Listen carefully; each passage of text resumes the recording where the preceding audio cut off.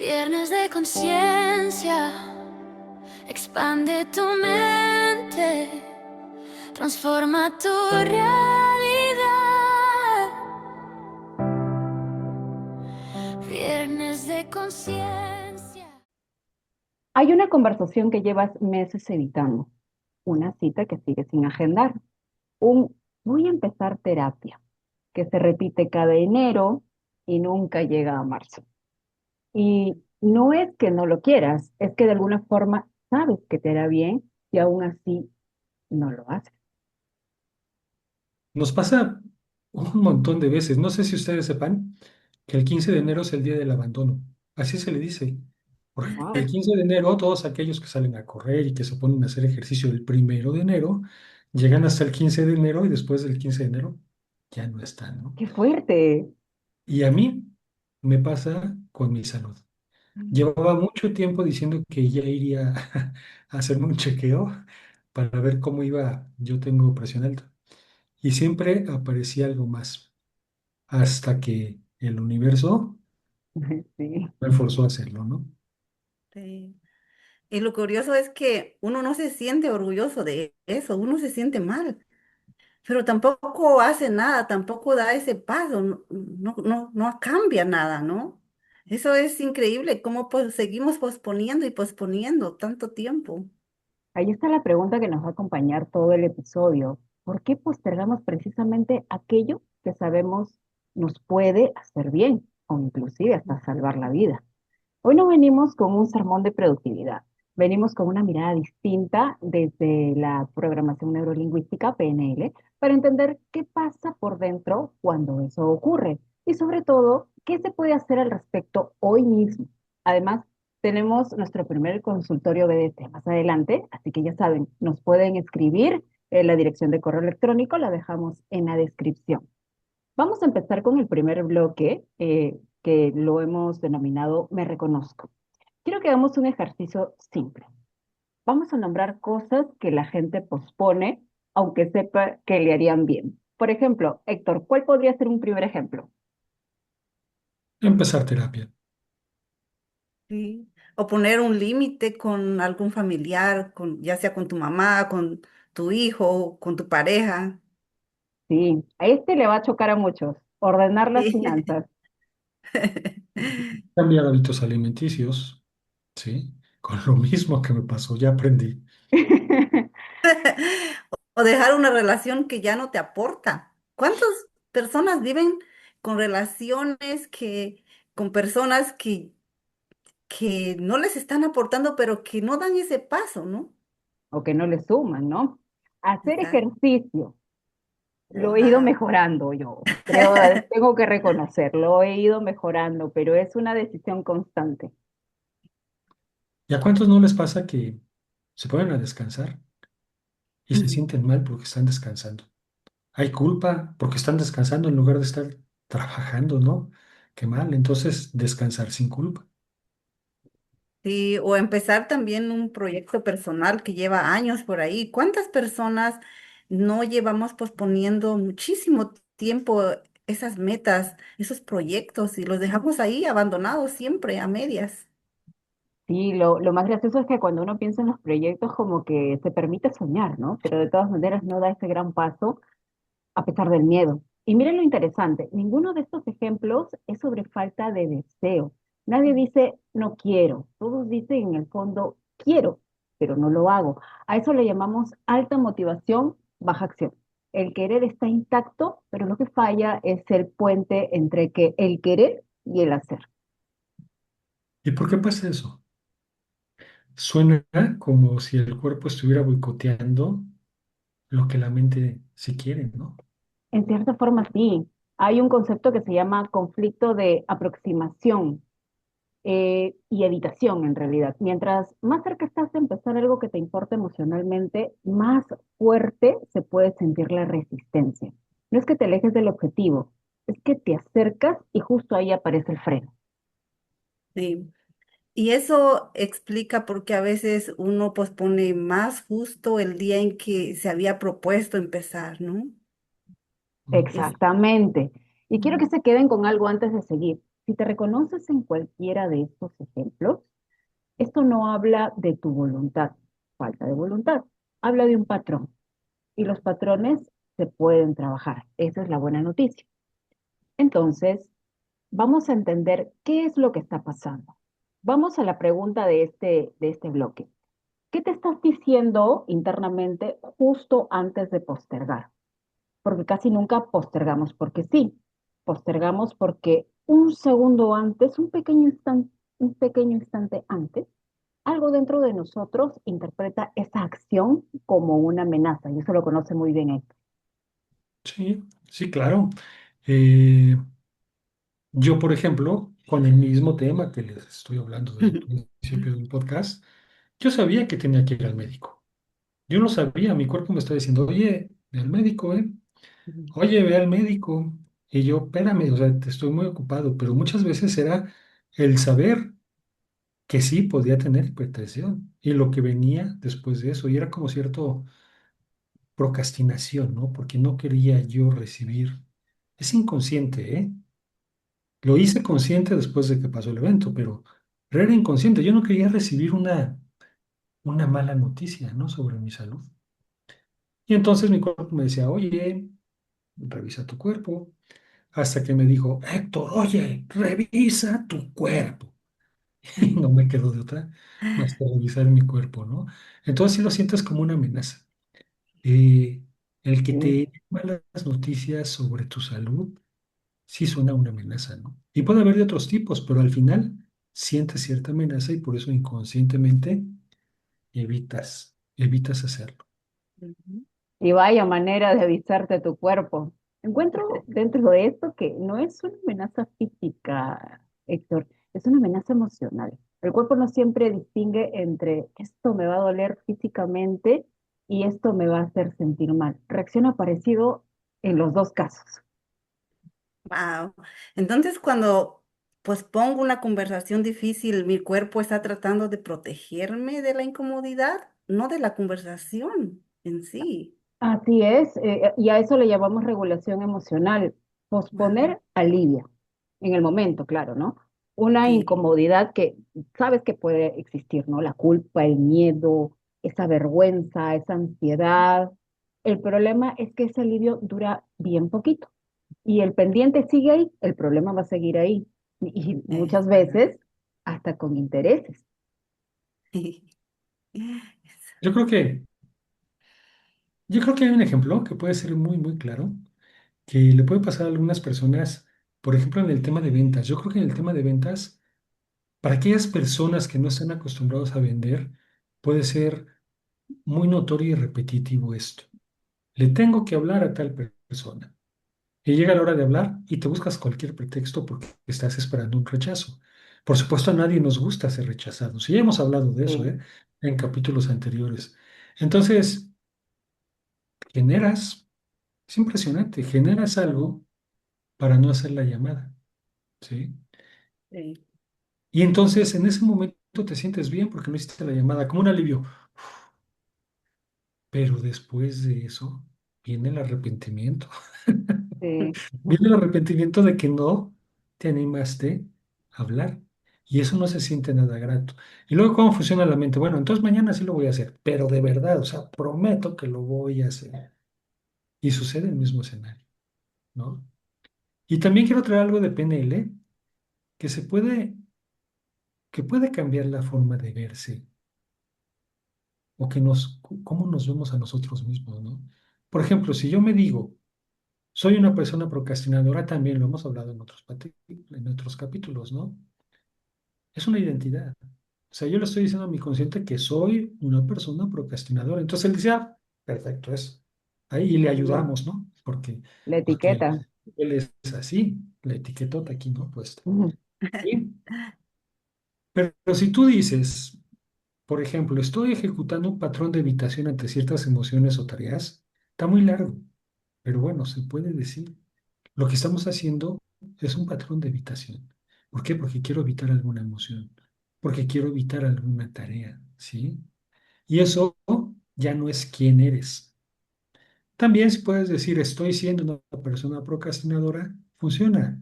porque le estás diciendo a tu inconsciente, no es etiqueta, ¿eh? En este momento estoy siendo así, pero eso puede cambiar. Es algo que estamos haciendo y lo que se hace se puede cambiar. Ujú. O sea, que no es yo soy flojo, es estoy evitando algo específico ahora mismo. Ujú. Exacto. Ese es un reencuadre, ¿no? Cambia el peso de la frase completamente. Sí. Y ahora respondemos a la pregunta, ¿por qué elegimos evitar justo lo que más nos conviene y no cualquier otra cosa? Y ahí entra el descuento temporal. El beneficio de cuidarte está en el futuro, la incomodidad y empezar está ahora. Y el cerebro casi siempre le da más peso a lo inmediato, ¿no? A lo lejano, aunque lo lejano sea mucho más importante, ¿no? El cerebro casi siempre elige Ujú. lo cómodo. Se quiere quedar ahí y no quiere esa sensación de la incomodidad. Del cambio. Se siente muy cómodo ahí porque sabe que así como estás yendo, te mantiene a salvo. También lo hemos dicho. Y por eso el Exacto. ejercicio se pierde, por eso el ejercicio se pierde contra el sillón. Siempre va a ganar el sillón. Y la terapia se pierde contra, ya veré después. Es así. Exacto. Sí, y ahí quiero meter una duda que real, ¿no? Hay cosas que sí tienen fecha, como pagar la luz. Si no pagas la luz, te quedas sin luz, ¿no? Ujú. Y esas casi no las postergas. ¿Por Sí. qué? No, no se puede. ¿Por qué no Y las postergas? es una buena observación también la que haces. Evidentemente no la podemos, pero a eso se le llama retraso crónico. Todo lo que no tiene una fecha límite externa tiende a quedar atrapado en algún día. Empezar terapia, poner un límite, cuidar tu cuerpo.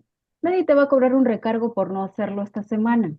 Por eso se posterga tan fácil. Y dicen que cuando no hay presión, entonces pues no lo haces, ¿no? Es como No cuando hay te ofrecen acción. un curso gratuito, exacto, cuando te ofrecen un curso gratuito y te inscribes y te emocionas y te a la mera hora no vas. ¿Y qué pasaría si lo hubieras pagado? Hubieras pagado unos $300 por el curso. Ah, ¿no vas a ir? Ahí sí Claro lo que vas, haces, ¿no? claro.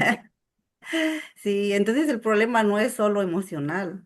También es que nosotros mismos no le ponemos una fecha real a lo que realmente importa. Muchas veces queremos hacer algo, pero lo dejamos al aire. No actuamos, no ponemos esa fecha y decir, mañana empiezo esto y hacerlo, ¿no? Correcto, y hay otro obstáculo muy común, ¿no? La trampa de la meta final. Cuando pensamos, quiero sanar o quiero cambiar mi vida, es una meta enorme. Sí, Imagínate todo lo que tendrías que hacer para cambiar tu vida y no tiene una forma, ¿no? El cerebro no sabe por dónde empezar algo tan grande, así que no empiezas sencillamente por ningún lado y ahí te quedas. sí. Y ahí quiero usar el metamodelo, ¿sí? Ese que mencionaste antes de grabar. Ujú. Si alguien te dice, no sé por dónde empezar, ¿qué le preguntarías? Le preguntaría, ¿cuál sería el primer paso observable, algo que se pueda ver o medir, no una idea abstracta? La mayoría de las veces, cuando alguien dice, no sé por dónde empezar, en realidad está mirando la meta completa, no el primer paso. Y hay más frases que usamos todo el tiempo y que vale la pena cuestionar, pero desde el cariño. No puedo, no tengo tiempo, no estoy listo, siempre me pasa lo mismo, después lo hago. Cada una esconde una generalización y preguntas simples. ¿Qué exactamente no puedes? Siempre, siempre, es algo que utiliza mucho Héctor, me encanta esa frase, siempre, siempre. ¿Qué tendría que pasar para que sí pudiera? Ayudan a bajar esa frase gigante a algo específico y manejable. Yo tengo otra que se repite mucho en mí, el perfeccionismo. Sí, ya lo he dicho. Si no lo voy a hacer bien, mejor ni empiezo.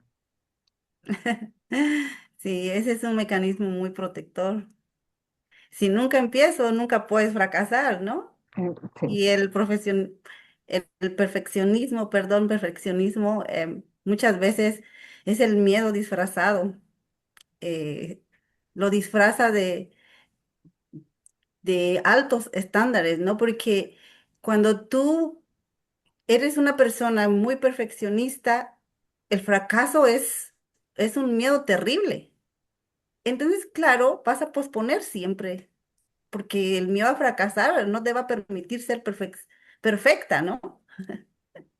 Y de hecho, hablando del perfeccionismo, las cosas que buscamos que sean perfectas son demasiado caras, muy Mm, caras. No sé si se han puesto a pensar en eso, en esfuerzo, tal vez Agotadoras. producción. Mira, yo conozco una persona que recién compró un auto nuevo y el otro día lo estaba revisando y le vi un rayoncito y se puso de mal humor. Y después le vi otro rayoncito y se puso de mal humor. No, pues lo voy a mandar a arreglar, etcétera. Le dije, mira, buscar esa perfección en tu auto te va a salir carísimo. Sí. Un coche va a sufrir ciertas cosas y lo puedes tener perfecto, pero te va a costar muchísimo en dinero y muchísimo en tiempo, ¿no? Esos son los costos del perfeccionismo, muchas veces, ¿no? Ahora, hablando de postergar, ¿qué pasa después de que postergas? Lo mencioné hace ratito. Ahí viene la culpa. Después de postergar, viene la culpa. Aparece el ciclo de vergüenza. Postergas, sientes culpa. La culpa se siente o se convierte en autocrítica, ¿no? ¿Por qué no le llamé? Ay, le debo haber llamado, ¿no? Qué tonto, por ejemplo. Y la autocrítica hace que la próxima vez sea todavía más incómodo comenzar. Y con el tiempo el problema deja de ser no hice esa tarea, ya deja de ser eso. Y se convierte en no soy capaz de cambiar. Ya no es un hecho, es una identidad otra vez. No soy capaz de cambiar. No, no estoy siendo capaz de cambiar, por ejemplo, ¿no? Entonces, tienes la identidad, pones tu etiqueta, ¿sí? A punta de repetición, porque lo que estás haciendo es repitiendo y repitiendo y repitiendo, ujú, ¿no? sí. Y ahí uno ya no está posponiendo una tarea, está posponiendo por miedo a confiar en ti, a confiar en ti mismo, ¿no? Porque cuando uno no confía es cuando uno pospone esas tareas, eso que tenemos que hacer, eso que es importante, pero que ese miedo nos atrapa, el miedo, porque yo lo veo como falta de confianza en uno mismo. Y cuando uno no confía, pues siempre va a haber ese miedo para sabotearnos. Cuánta Y de razón en lo que dices, María, ¿no? Porque hay algo más que compite incluso con todo esto que estamos mencionando, que es la sobreestimulación. Frente a este scroll infinito en el que vivimos todos nuestros días en esta era, y la recompensa instantánea de una pantalla, cualquier tarea que requiera calma se siente aburrida en comparación. No es que esas tareas sean menos importantes, es que compiten contra un rival diseñado para ganar. Y para cerrar este bloque, hay una pregunta de programación neurolingüística que es incómoda, pero muy poderosa, que viene del principio de ecología que manejamos en Tandem. ¿Qué parte de mí obtiene algún beneficio al seguir postergando esto? La ganancia secundaria. Esa sí es fuerte, sí, Penny. muy fuerte, sí. Sí, porque a veces esa ganancia secundaria es evitar el esfuerzo. Otras veces es seguir recibiendo comprensión de los demás por estar mal. Otras es simplemente no arriesgarse a intentar y fallar. No se trata de juzgar esa parte de ti, se trata de nombrarla, porque lo que no se nombra sigue actuando en automático. Claro. Así es. Cambiemos la estrategia. Ya entendimos qué pasa. Ahora vamos a cambiar la estrategia. La motivación no es magia, es casi una ecuación. Depende de qué tan clara y alcanzable ves la tarea y de cuánto valor le encuentras dividido entre qué tan lejos está el beneficio y cuántas distracciones tienes cerca. Esa es la clave, ¿no? Sí. ¿Cuánto valor le encuentras dividido entre qué tan lejos está el beneficio y cuántas distracciones tienes cerca? Mucho ojo con eso. Y eso significa que si algo se ve difícil, lejano en el tiempo y tengo el celular al lado, estoy condenado a no hacerlo. Así es. Mm. Wow, prácticamente. Pero la buena noticia es que puedes intervenir en cada una de esas partes, porque si no está en chino, o sea, eh, es como si me pusieran la lechuga y la hamburguesa, ¿no? Pues primero es lo mismo, casi, casi, ¿no? Entonces, eh, puedes intervenir en cada una de esas partes. Puedes hacer que la tarea se vea más fácil, acercar el beneficio, alejar la distracción, por ejemplo, ¿no? ¿Y por dónde se empieza? Por la parte más simple, reducir la tarea. Ahí entra la regla de los 2 minutos. Si el primer paso cabe en 2 minutos, se hace ahora, sin pensarlo más. Y cuando el costo de empezar es un poco mayor, usamos la regla de los 5 minutos. Te comprometes solo con este bloque, nada más. Y si a los 5 minutos no quiero seguir, Entonces paras, ya ganaste lo más difícil, que es haber empezado. Muchas veces una vez que el cuerpo se mueve, seguir cuesta menos que el primer paso. También ayuda a modificar el entorno antes de empezar. El celular fuera de la vista, es lo que más cuesta. La ropa de ejercicio lista la noche anterior, la pestaña ya abierta. Reduces distracción antes de que la fuerza de voluntad tenga que pelear con ella. ¿y qué es eso del bypass emocional? Ese que mencioné antes de grabar. Eh, Creo que es actuar antes de que la mente tenga tiempo de amplificar el costo de la tarea, ¿no? Es actuar pronto. Un conteo de 5 al 1, movimiento físicamente en el 1, ¿no? Antes de negociar contigo mismo. Suena simple porque lo es y es por eso que funciona. Sí, yo tengo que empezar a hacer ejercicio. No, voy a salir a correr. 5, 4, 3, 2, 1, voy.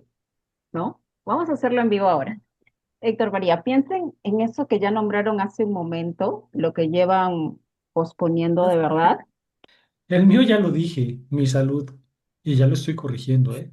Porque mi mismo cuerpo me obligó a hacerlo. Por ejemplo, ahora ya por receta del doctor o por indicaciones del médico tengo que correr diario, ¿no? Antes lo hacía unos 2 o 3 veces a la semana y ahora es diario y cuesta trabajo. María nos cuenta que cuando María corre todos los días. Cuando Ay, ella se tiene María que es una levantar a María, correr Dios mío. y le da flojera, cuéntanos, María, ¿qué haces? Ah, bueno, ya saben que me gusta correr, ¿no? Y la verdad es que sí, sí cuesta levantarse temprano, pero siempre me pregunto, ¿realmente soy corredora? Y me digo yo misma, sí, sí soy. Y así, de una me levanto. Pero sí, el mío también yo también pospongo muchas cosas, o sea, el correr no lo pospongo, pero pospongo varias cosas. Por ejemplo, una conversación con mi mamá que siempre digo, le voy a llamar más tarde, le voy a llamar mañana, le voy a llamar, y a veces pasa una semana y no he llamado a mi mamá. Entonces, esos son ejemplos de cómo venimos posponiendo. Perfecto. Para cada uno, ¿cómo están representando esa tarea? ¿La ven enorme, lejana, pesada? ¿Tú, Héctor?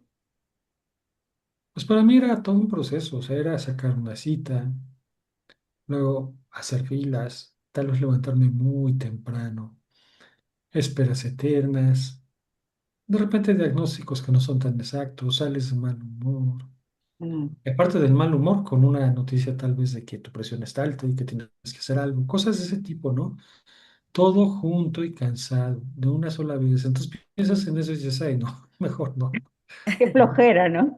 Sí, sí, sí, sí, sí. Ahí está el primer ajuste, ¿no? No pudiste verlo a tiempo, pero el checar tu salud oportunamente podría haber pasado por un simple chequeo de presión diario en casa. Luego nos comentaste que tienes ese aparatito que tranquilamente lo hubieras podido utilizar o seguir utilizando diariamente, ¿no? Y eso era todo lo que hubieras hecho un par de minutos al día por una semana antes de pasar tantos sustos. Y estaba bien empolvado, ¿no? Sí, a mí esa conversación, ¿no? Con mi mamá, pero ya antes era más difícil como tomar la decisión. Lo hago ahora, pero ahora ya me estoy aplicando mejor. Y todo esto me está ayudando también a decidir, no lo voy a dejar para mañana, lo hago ahora. Y Ujú. cuando tú te decides, ahora lo hago, es ahora, es cuando empiezas a hacer ese pequeño cambio, ¿no? Que parece simple, pero esos minutos de decir lo hago ahora hace la gran Hace diferencia. la gran diferencia, exactamente, ¿no? Entonces, tu paso de 2 minutos no es tener la conversación en sí, ¿no? Sino es escribir en una nota la frase que más te cuesta decirle de repente, ¿no? Porque por esa razón quizá tengan alguna conversación pendiente sobre algo que estén viendo, algún tema familiar o alguna conversación por ahí que quedó en pendiente, no sé, pero no enviarla, no tenerla todavía o solo nombrarla en papel hace esa gran diferencia. Y ven lo que acaban de pasar, ninguno resolvió el problema completo, ¿no? Los dos redujeron la tarea a un movimiento pequeñito y que decir que no cuesta más esfuerzo que hacerlo realmente, ¿no? Un último ingrediente es, antes de ejecutar, cambien el estado del cuerpo. Puede ser tan simple como enderezar la espalda, ¿no? La postura corporal también influye mucho, ¿no? Respirar profundo 2 veces o decirse una palabra clave. El estado con el que te acercas a la tarea también decide qué tan pesada se siente, ¿no? Porque si, ay, tengo que correr, Dios mío, se hace el triple de pesada. Entonces la postura Exacto. corporal, la Sí. actitud, ¿no? Diría Fito Páez, es todo una cuestión de actitud. Y ahora vamos a pasar al bloque de nuestro consultorio BDC en este episodio, porque queremos responder algunas de las preguntas que hemos ido recibiendo. Héctor, ¿cuál es la primera pregunta? Primera pregunta. Sé que tengo que terminar mi relación, pero no puedo dar el paso. ¿Por qué me cuesta tanto si ya lo tengo claro? Vamos a mirarlo de cerca. Primero, el lenguaje dice, no puedo. Ahí ya hay algo para explorar. ¿Qué exactamente no puedes? Porque casi nunca es físico. Es que hay un resultado que te está anticipando y que te asusta. El conflicto, la soledad después, la reacción de las otras personas o incluso dudar de tu propia decisión. El patrón. El patrón que Eso. suele aparecer aquí es aproximación-evitación, lo hemos mencionado. Mientras más cerca estás del final, más grande se siente el miedo y probablemente hay una ganancia secundaria también. Quizá mientras no termines, no tienes que enfrentar la incertidumbre de ¿y después qué? Y el reencuadre que ayuda, ¿no? No es terminar la relación, es, o sea, no es terminar la relación en un solo movimiento, es dar, como se mencionó anteriormente, el primer paso, pasito pequeño, seguro, que puede ser tan simple como hablarlo con alguien, que sea de confianza, eh, por supuesto antes de hablarlo con tu pareja, ¿no? Para que la decisión deje de vivir solo en tu cabeza, que lo puedas sacar. Ujú. Otra pregunta. Yo sé que esta va a resonar con muchísimas personas. Llevo meses diciendo que voy a empezar terapia y nunca lo hago. ¿Cómo rompo ese ciclo? Mm, aquí está clarísimo el retraso crónico. Como no tiene fecha límite, siempre pierde contra la urgente. La microacción no es empezar terapia. Eso sigue siendo la meta final, es muy largo plazo. Es hoy buscar un contacto y escribir el mensaje, sin enviarlo todavía, y eso da miedo. Bajar Sí. la acción a algo tan pequeño que no active la alarma. Sí. Siguiente. Sigo consumiendo contenido de desarrollo personal, pero siento que no cambia nada en mi vida real. ¿Qué me falta? Y esto conecta con la sobreestimulación que conversábamos hace un momento, que es consumir contenido de una recompensa rápida, parecida a la de aplicar algo, pero sin el esfuerzo. El patrón es sustituir la acción por la información. El reencuadre sería ver un reel sobre límites no es lo mismo que poner uno real. La microacción por cada contenido que consumas, comprométete. Esa frase o esa palabra es clave, compromiso. Comprométete a aplicar una sola idea esa misma semana antes de consumir el siguiente reel motivacional o de crecimiento personal, porque si no, entras en un bucle. Ujú. Tengo una conversación pendiente, por ejemplo, con mi familia, con mis hijos, con mi mamá, con alguien importante. ¿Cómo doy el primer paso? Y aquí probablemente hay ciclo de vergüenza acumulado, ¿no? Entre más tiempo pasa, más pesada se siente la conversación. Y Sí, eso muy probablemente alimenta seguir evitándola, ¿no? Como lo que hablábamos de tu mamá. El primer paso exacto. no es tener la conversación completa, no el macro, ¿no? Es escribir en un papel la frase que más te cuesta decir. Eso ya es un movimiento, aunque nadie más lo vea todavía. Sí. Y la última, ¿cómo sé si estoy esperando el momento correcto o simplemente tengo miedo? Casi siempre cuando sientes que todavía no es el momento, es el miedo hablando con otro nombre. Buena pregunta para hacerte es, ¿qué tendré que pasar para que sienta que sí es el momento?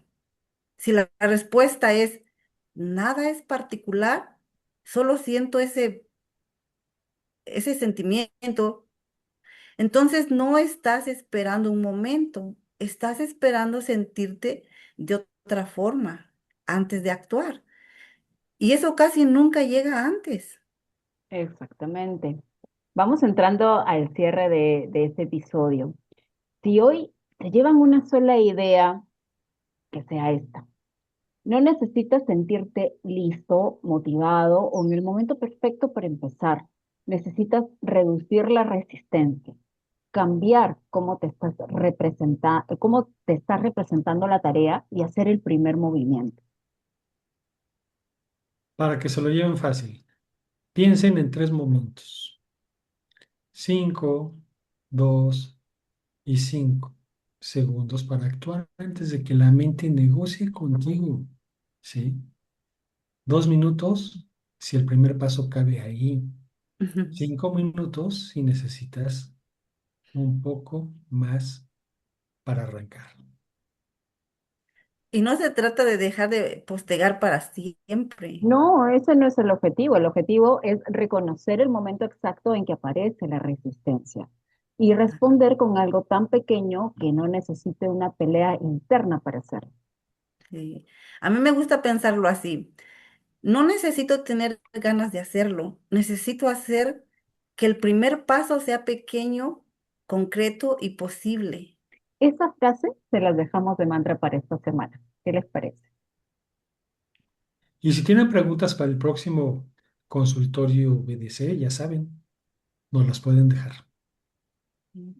Y si todo de lo que estuvimos hablando les hizo sentido, compártanlo, compártanlo con una amiga, con un familiar que les puede necesitar. Algunas veces una palabra le puede cambiar la vida a otra persona, entonces compartan, compartan porque realmente lo estamos haciendo con amor y así como les resuena a ustedes, les puede resonar a otras personas.